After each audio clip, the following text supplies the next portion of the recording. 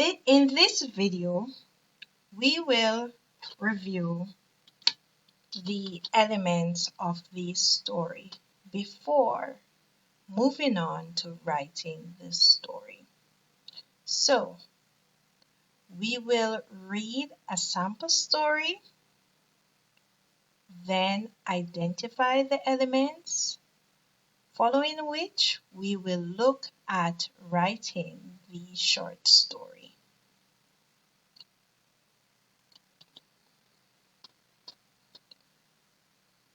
From his bedroom window, Harry could easily see anyone who went into the Johnsons' house. The Johnson house stood as a lonesome figure in the middle of the Parkway community for 30 years. Of those 30 years, Harry could remember staring out of his window at what seemed like every movement in the Johnsons' yard for at least 16 of those. He had seen the house transformed from a place of joy 10 years ago to a lifeless shell only 7 years later. The yard was abandoned and unkempt with broken bottles, flat tire, and cracked windows. When the wind blew, there was a strong stench that consistently assaulted Harry's nostrils. It seemed like death emitted out of the Johnsons' house. However, for the last month, Harry saw evidence of life with the exit and entrance of Mary Beth Johnson from the house. She was a breath of fresh air. If Harry had been honest with himself, he would have admitted that she was the only reason why he paid close attention to the Johnsons' house over the years. To Harry, Mary Beth was a princess trapped in a dungeon, the Johnsons' home. Her jet black hair cascaded down her back in multiple curls and kissed her chocolate skin. Her eyes appeared to be midnight black.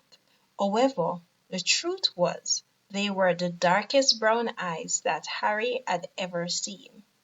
Harry closed his eyes, remembering the beauty of Mary Beth. He had not seen her in a few days, and so once again, as it was his routine, he sat at his window waiting to catch a glimpse of Mary Beth on her return home. Hours passed, and Mary Beth was nowhere in sight. Harry was sure he had not missed her coming home because he had not removed himself from his post all night. As the clock on the wall struck midnight, Harry heard a deafening scream coming from the Johnsons' house. Immediately, Harry knew Mary Beth was in danger. Without hesitating, Harry rushed downstairs and quickly made his way to the Johnsons' house. His heart pounded against his chest as he rushed to save Mary Beth.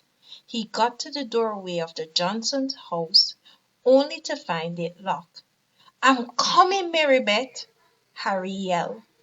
He hoped that she could hear the sound of his voice and knew that help was on its way. Once again, Harry heard another deafening shriek from the other side of the door. Swiftly, Harry kicked the door in and entered the house. He had no time to waste. The door flew open and Harry rushed into the house, hoping that he was not too late. In his horror, Harry found a deserted house. There was nothing and no one inside. Harry turned when he heard footsteps behind him, hoping that it was Mary Beth. "Harry," asked his father, "are you okay? You just rushed out of the house." "Didn't you hear the screams, Dad?" Harry asked, confused by it all. "No, son," his father responded. I just saw you running like a madman." "I thought Mary Beth was in trouble," Harry answered his father as he continued to search the house. "Mary Beth," His father looked confused. No one has lived in this house for the last 16 years. The previous owners were murdered just before we moved here 16 years ago. Written by Cherise Blair. So, now that we have read our story, we need to take some time and review the story to identify the different elements present within this short story.